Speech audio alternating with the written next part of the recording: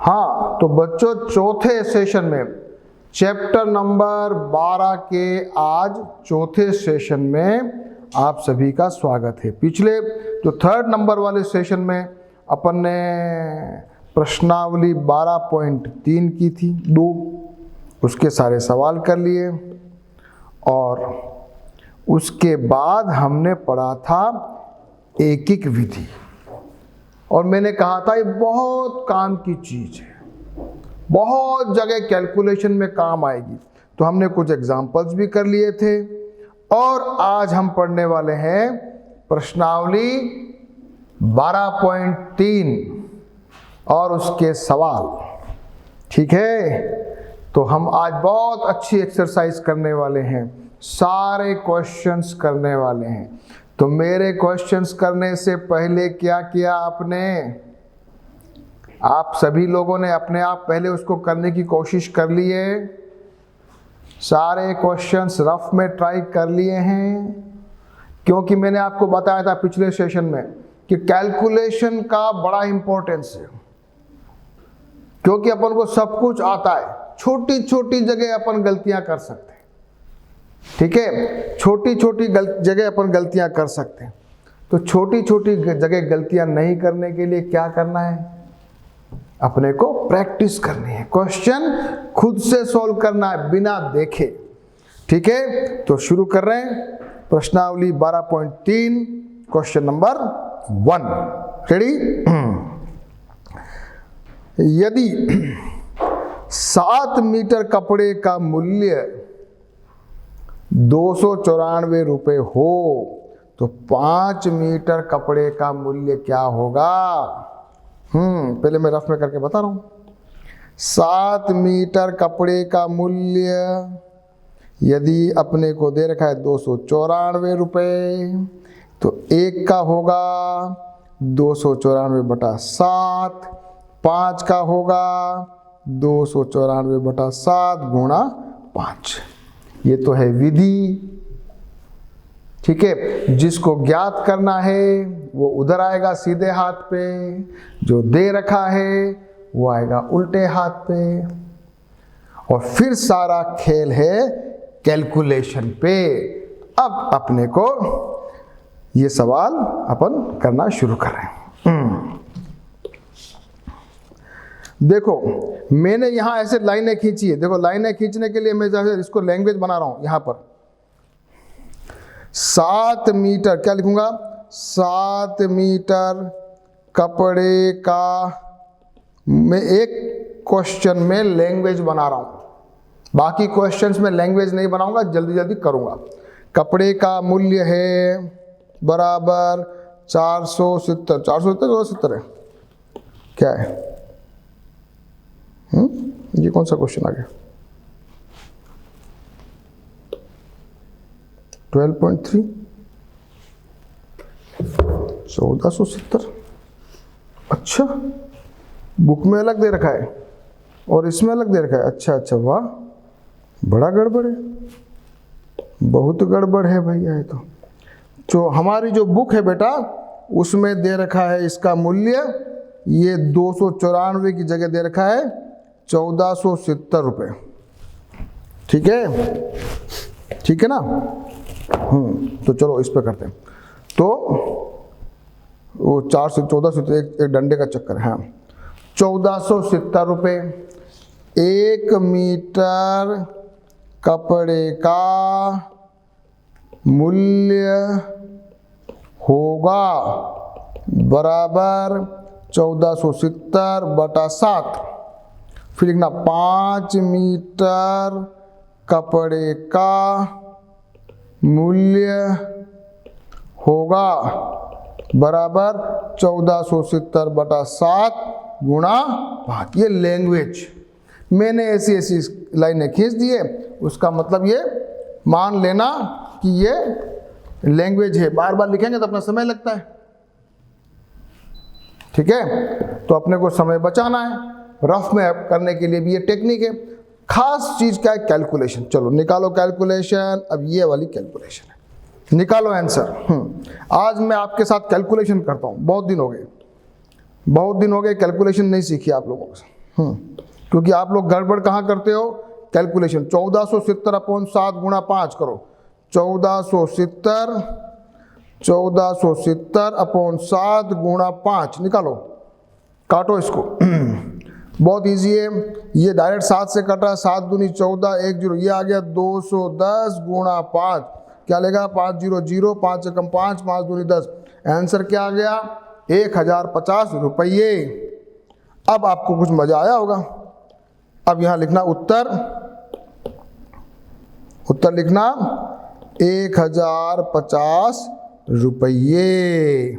ये आपके सामने मैंने किया क्वेश्चन नंबर 1, बहुत धीरे धीरे कैलकुलेशन भी करी, लैंग्वेज भी समझा दी और तरीका भी समझा दिया। ठीक है, अब थोड़ा स्पीड बढ़ाएंगे और क्वेश्चन नंबर 2 करेंगे। एकता 10 दिन में 1500 रुपये अर्जित करती है, तो 30 दिन में कितना रुपया अर्जित करेगी। एकता 10 दिन में 3000 रुपये कमाती है, तो बताइए 30 दिन में कितने का, 10 दिन में एकता कमाती है 3000 रुपये, एक दिन में कमाएगी 3000 अपॉन 10, 30 दिन में कमाएगी 3000 गुणा अपॉन 10 गुणा 3, ये 30, 0 से 0 कटा, ये हो गया 9000 रुपये आंसर। बस फटाफट गाड़ी चल रही है, अब फटाफट गाड़ी चल रही है। चलो आ जाओ क्वेश्चन नंबर 3। यदि पिछले 3 दिन में 276 मिलीमीटर वर्षा होती है, तो बताइए एक सप्ताह में कितने सेंटीमीटर। ओहो हो, क्या क्वेश्चन है ये, सेंटीमीटर पूछा। ठीक है, वर्षा होगी, ठीक है सब, आंसर निकालना है मिलीमीटर में, उसको सेंटीमीटर में कन्वर्ट कर देना है। चलिए आ जाओ, 3 दिन में वर्षा होती है, 3 दिन में वर्षा होती है। मैं लैंग्वेज मुंह से बोल रहा हूं, लिखा नहीं है मैंने, आपको लिखनी है। 3 दिन में वर्षा होती है 276 mm, एक दिन में होगी 276/3, 7 दिन में होगी 276/3 गुणा 7, करो गुणा, निकालो, तो 7 2 9 9 6 15, 3 से कट रहा है, ये 3 से काटो, 9 3 27 और 2 आगे आपके 92 गुणा 7, करो इसको, 7 दूनी 14, से लगा 1, 7 9 63 और 1 64, ये तो आ गया mm, पूछा सेंटीमीटर में, तो डिवाइड बाय 10 करेंगे, 64.4 सेंटीमीटर वर्षा हुई, 7 दिन में होगी। ये उत्तर। प्रश्न पे ध्यान रखना, मिलीमीटर में दिया है, सेंटीमीटर पूछ रहा है, कैलकुलेशन बराबर करना है। Question number 4। 5 किलो गेहूं का मूल्य है 30 रुपये 50 पैसे। 8 किलो का कितना होगा, पहला क्वेश्चन। दूसरा, और 61 रुपये में कितना गेहूं खरीदा जाएगा। एक बार तो ये पूछ रहा है, किलोग्राम दे रखा है, रुपये पूछ रहा है। दूसरे पार्ट में रुपये दे रखे हैं, किलोग्राम पूछ रहा है। जो पूछ रहा है वो कहाँ आएगा, सीधे हाथ में, जो दे रखा है वो कहाँ आएगा, उल्टे हाथ में। ठीक है, चलो शुरू हो जाओ। मैं जरा इसको मिटा दूं क्या, क्यों बच्चों मिटा दूं। 5 रुपये में क्या, 5 किलोग्राम, क्या लिखता है, 5 किलोग्राम गेहूं का मूल्य 91 रुपये 50 पैसे। सही है क्या, ये क्या है यार, कभी क्या देता है कभी क्या देता है। इसको कर रखा 91 रुपये 50 पैसे, बुक में तो ये लिखता है, यहाँ ये लिखता है। और यहाँ पूछ रहा है, बड़ा गड़बड़ है, यहाँ पूछ रहा है 183 रुपये में कितना गेहूं खरीदा जाएगा। ये किया क्या,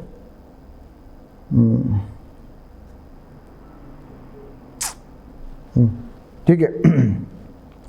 5 किलोग्राम गेहूं का मूल्य है 91 रुपये 50 पैसे। 1 किलोग्राम गेहूं का मूल्य होगा, या रुपए लिख सकते हो, रुपए, इधर रुपए, यहाँ केजी है। 91.5/5, फिर 8 किलोग्राम गेहूं का मूल्य होगा 91.5/5 गुणा 8। इसको अपने को सॉल्व करना है। ये जरा करो तो 91.5/5 इंटू 8, ये पॉइंट उड़ाया, नीचे आ गया 10, इसको 5 से काटा, ये आ गया 183। 183 को 8 से गुणा किया करना है, 183 को 8 से गुणा कर दो, डिवाइड बाई 10 कर दो। 183 को 8 से गुणा करो भैया, करो जरा जल्दी जवानी। 8 तिया 24, हासिल लगा 2, 8 और 18 64, 64 और 2 66, हासिल लगा 6, 8 एकम 8 और 6 14, divide by 10 is equal to, उत्तर आ रहा है 146.4 रुपये। ये पहले का आंसर हुआ। और दूसरा क्या पूछ रहा है? दूसरा पूछ रहा है कि यदि 91 रुपये में 91.5 रुपये में आता है 5 किलो गेहूं, तो बताओ 183 में कितना गेहूं आएगा।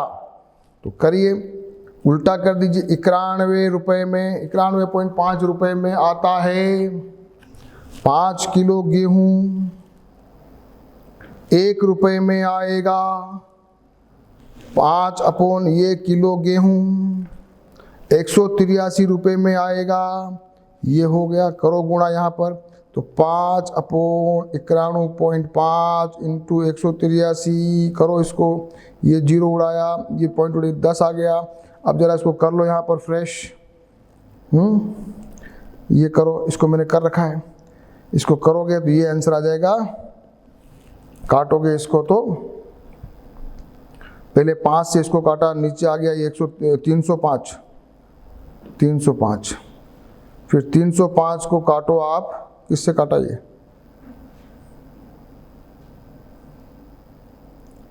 183 और 305, तो ये आ रहा है 61। कैसे आया? 5 से काटा, ये 10 आ गया, 305, 5 से काटा 305, 305 नहीं है, गड़बड़ है कुछ। अपन ने किससे काटा? 3 से काटा क्या? इसको वापस करते हैं। अभी देखो, अभी सही करते हैं। देखो इसने क्या किया है, 5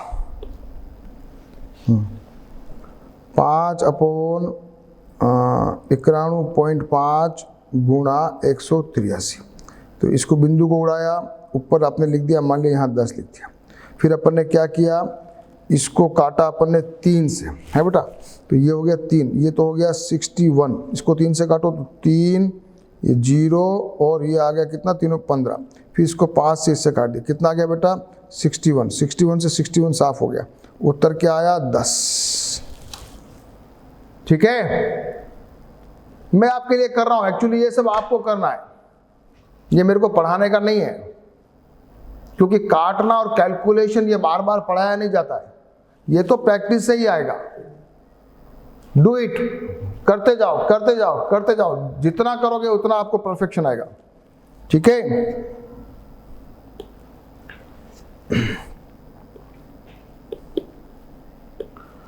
पिछले 30 दिनों में तापमान 15 डिग्री सेल्सियस गिरता है।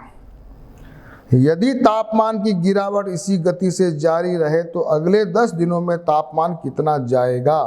30 दिनों में तापमान गिरा 15 डिग्री सेल्सियस, 1 में गिरेगा 15/30, 10 दिनों में जाएगा 15/30 गुणा 10, 0 से 0 कटेगा, 5 से 5 कटेगा, उत्तर आएगा 5 डिग्री सेल्सियस। दिखा रहा है क्या उत्तर?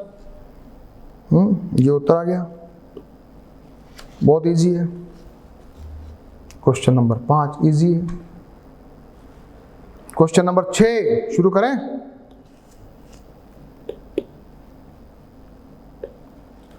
शाइना 3 महीने का किराया देती है 7500 रुपये। पूरे वर्ष का किराया कितना देना होगा यदि वर्ष भर किराया समान रहे? तो क्या करोगे, 3 महीने का किराया है 7,500 रुपये, 1 महीने का हो जाएगा 7,500 बटा हुआ 3, और 12 महीने का हो जाएगा 7,500 बटा 3 गुणा 12, इसको 4 से काट लो, 75 गुणा 4 होता है 300, और ये 00, तो ये हो गया आपके 30,000 रुपये। जल्दी से उत्तर आया कि नहीं आया? जितना कैलकुलेशन ऐसे ही फास्ट करोगे तो मजा आएगा कि नहीं आएगा? देखो जरा क्या किया, ये उत्तर आ गया, 60,000 आ गया भाई मेरे तो क्या चक्कर है? 15,000 रुपये, या 15 है, यहाँ 12,000 है, अरे बड़ा लफड़ा है, ये 7,500 है, मेरे बुक में दे रखा है 15,000 रुपये, तो मैंने 7,500 के हिसाब से निकाला उत्तर 3,000 रुपये, 30,000 रुपये। अगर यहाँ 15,000 रुपये होते तो मेरा उत्तर क्या होता? मेरा उत्तर होता 60,000 रुपये। अपने क्या फर्क पड़ता है? लेकिन एग्जाम में जैसा क्वेश्चन दिया हुआ हो वही फिगर लिखना। ऐसा नहीं हो कि आपने किताब में तो इतना था साहब, तो एग्जामिनर की गलती, कोई एग्जामिनर की गलती नहीं होती, जो पेपर पे छपा हुआ है वही आंसर लिखना है। ओके, क्वेश्चन नंबर करेंगे 7। 4 दर्जन केलों का मूल्य है 60 रुपये, तो 12 रुपये 50 पैसे में कितने केले आएंगे? तो 4 दर्जन, तो अपन को क्या करना पड़ा? केले पूछने, तो 60 रुपये में केले आते हैं 4 दर्जन, यानी 12 चौक 48 केले। 1 रुपये में कितने केले आएंगे? 48 बटा 60, और 12 रुपये 50 पैसे में कितने केले आएंगे? 48 बटा 60 गुणा 12.50, निकालो आंसर। यहाँ भी लफड़ा है, यहाँ भी लफड़ा है। चलो, बुक में दिया हुआ है यहाँ पर 180 रुपया 4 दर्जन केलों का मूल्य, और 90 रुपये में केले पूछ रहा है, पता नहीं अलग अलग क्वेश्चन है। बुक में अलग प्रिंटेड है, यहाँ अलग प्रिंटेड है, तो बुक वाला कर लेते हैं, अपने क्या है। ठीक है, तो बुक वाला करते हैं। 180 रुपये में आते हैं 4 दर्जन केले। दर्जन रखें आप, दर्जन को कन्वर्ट नहीं किया, दर्जन 4 डजन दर्जन। 1 रुपये में आएंगे 4 बटा 180 दर्जन केले, और 90 रुपये में आएंगे 4 बटा 180 गुणा 90, 0 से 0 कटा, 9 दूनी 18, 2 दूनी 4 बराबर 2 दर्जन, बराबर 2 इंटू 12 बराबर 24 केले। उत्तर क्वेश्चन नंबर 7।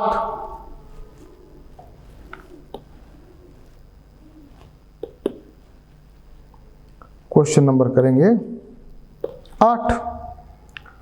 72 पुस्तकों का, ये ठीक है, 72 पुस्तकों का भार 90 किलोग्राम है, तो 40 पुस्तकों का भार कितना होगा? हाँ करो, 72 पुस्तकों का भार है 9 किलो, 1 का होगा 9 बटा 72, 40 पुस्तकों का भार होगा 9 बटा 72 गुणा 40। कैसे करोगे? इसको पहले अपन 4 से उड़ा दें, तो 4 से ये कट जाएगा, ये हो गया 1, और ये बचा 3, 8 चौक 32, 18 हैं, तो 18 को इससे कट के 2 हो गया, ऊपर बचा हुआ 10 बटा हुआ 2, यानी 5 उत्तर आ रहा है। 5 उत्तर आ रहा है। करो कैलकुलेशन, करो कैलकुलेशन। मैंने नहीं किया, आंसर आ रहा है 5।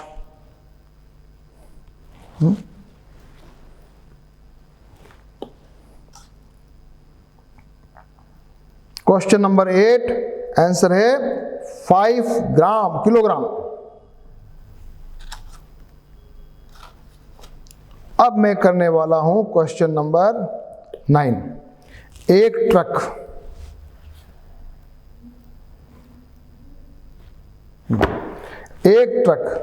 594 किलोमीटर चलने पर 108 लीटर डीजल जलता है, तो 1650 किलोमीटर चलने में कितना डीजल जलेगा। आ जाओ क्वेश्चन। अब जरा लैंग्वेज भी लिखते, लास्ट के 3 क्वेश्चन बचे हैं इसलिए आपके लिए शांति से करते हैं बेटा। करो जरा क्वेश्चन, अब आराम से करते हैं। एक ट्रक, तो लिखोगे 594 किलोमीटर चलने में लगता है बराबर 108 लीटर डीजल। 1 किलोमीटर चलने में लगेगा बराबर 108 अपॉन 594 लीटर, तो 1650 किलोमीटर चलने में लगेगा बराबर 108 अपॉन 594 इंटू 1650। काटो जरा, करते हैं जरा कैलकुलेशन। 108,594 इंटू 1650, काटो। 2 से काटेंगे, ये 2 से काटे, ये आया 51, ये आया 2 दूनी 4, 1 बचा, 2 नम 18, 1 बचा, 2 7 14। हाँ, 3 से काटेंगे, 9 और 2 11 और 7 18, 3 से कटेगा, 5 हो जाएगा, ये 3 से काटो, तो ये हो गया 3 एकम 3 और ये बचा 7 17, ये 3 से काटो, 9 3 27, सॉरी 9, 2 बचा, फिर 9, 9 3 27, 2 बचा, ठीक है बराबर, ठीक है। अब ये आगे नहीं कट रहा है, 5 और ये भी 3 से कटेगा, इसको काटो 3 से, ये कटा 33, इसको काटो 3 से, ये हो जाएगा 5 3 15, 1 बचा, फिर 5 3 15, ये 550 हो गया। अब आगे देखो, और आगे इसको जरा और लिख दो, 17 गुणा 550 बटा 33, ठीक है बेटा। काटो इसको जरा वापस, 17 गुणा 550 बटा 33 को 11 से काटो, ये 3 बार गया, ये 5 बार गया। ओके, अब तो नहीं कट रहा है, और कहीं नहीं कट रहा है। अब आगे आपको 17 गुणा 50 बटा 3, अब कहीं नहीं कट रहा है, करो गुणा, तो 17 को 5 से गुणा करो, 5 से 7, 7 5 35, हासिल का 3, 5 एकम 5 और 3 8, 0 3, काटो जरा इसको वापस, तो ये आ जाएगा आपके, इसको काटो, ये 2 बार गया, फिर यहाँ 2 बचा, 8 3 24, 1 बचा, 3 3 9, फिर 1 बचा, ये 3, तो ये लगभग उत्तर आएगा 283.34, क्या आएगा, लीटर डीजल। जरा चेक करो आंसर आया कि नहीं आया। 12.3 का 9th,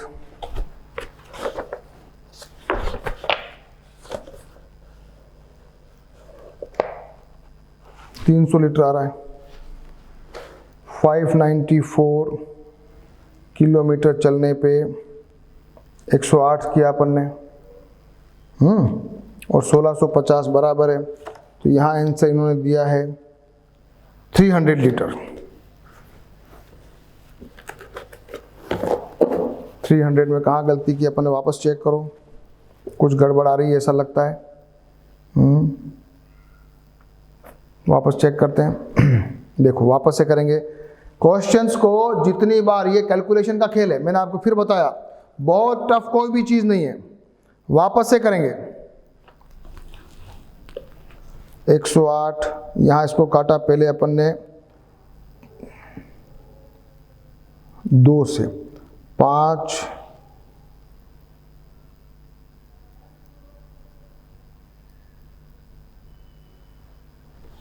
फ्रेश करो, चलो फ्रेश करो, फ्रेश करो।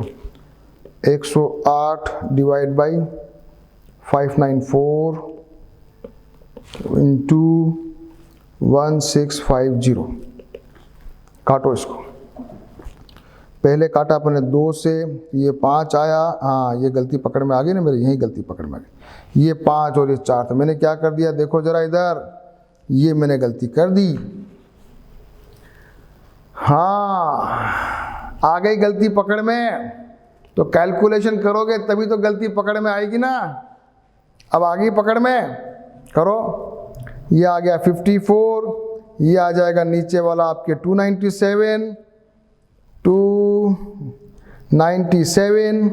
फिर अपन ने इसको 3 से काटा था, इसको अपन ने 3 से काटा, ये आ गया 9, फिर ये 9, इसको 3 से काटा, 3 और 5 15, फिर 15 ये आ गया, फिर अपन ने इसको काट दिया वापस से 11 से भी काट सकते हो।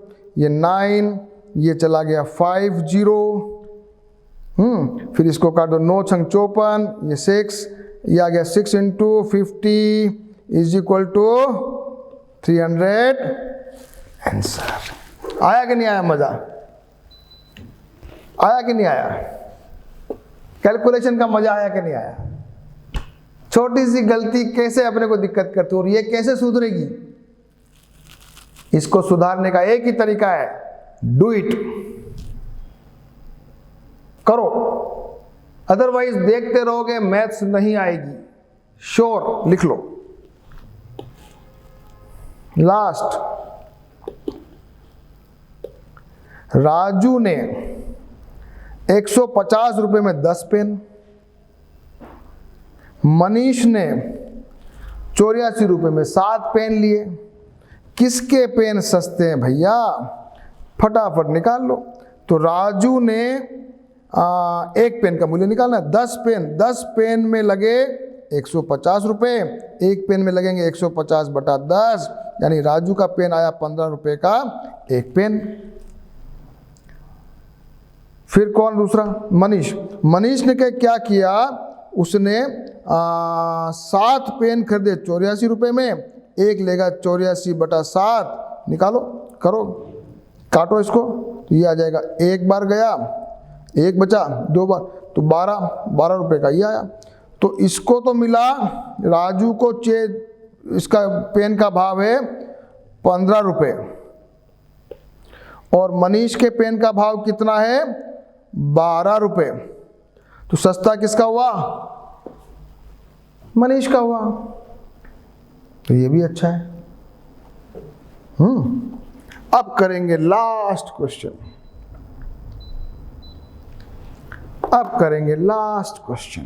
और ये अपना चैप्टर भी पूरा हो जाएगा। और बहुत अच्छी तरीके से हमने ये चैप्टर पढ़ा, बहुत कैलकुलेशन मस्ती से की। तो अब आपकी गलती नहीं होनी चाहिए। अनीश ने 6 ओवर में बनाए 42 रन, अनूप ने बनाए इतने रन। तो 1 ओवर में किसने अधिक रन बनाए? तो अनीश ने 6 ओवर में बनाए 42 रन, तो 1 ओवर में बनाए 42 बटा 6। तो क्या करेंगे? काट लो इसको। 7 छंग 42, ये आ गया 7।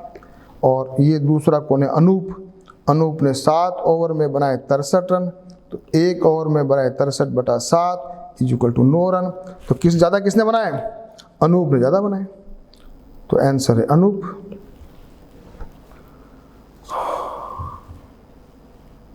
कोई भी क्वेश्चन आएगा आप कर लोगे? अनुपात समानुपात परफेक्ट हो गया। जरा लास्ट में इंपॉर्टेंट पॉइंट भी पढ़ लें तो चैप्टर फिनिश करेंगे।